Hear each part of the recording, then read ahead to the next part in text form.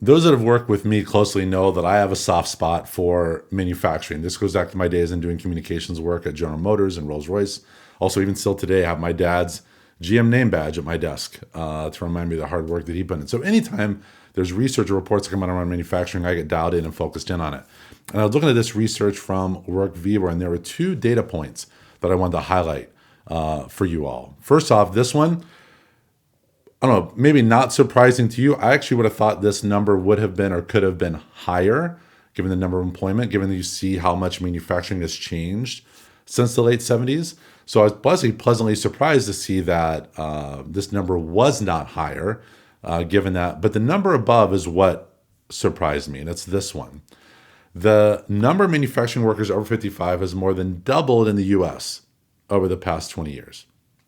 This means a couple different signals here. One, see, people are sticking around longer. That's not necessarily a bad thing. I can remember, even when my dad was working at General Motors, that there's some people that retire in their early 50s, mid 50s, especially if they started work young, had a pension, had some great retirement numbers, whatever, they could retire.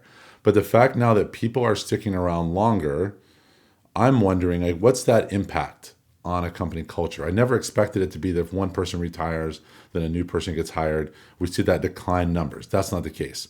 I'm curious about this shift of workers older sticking around longer. Again, not a bad thing. But what is that gap then, or what happens then when younger workers come in?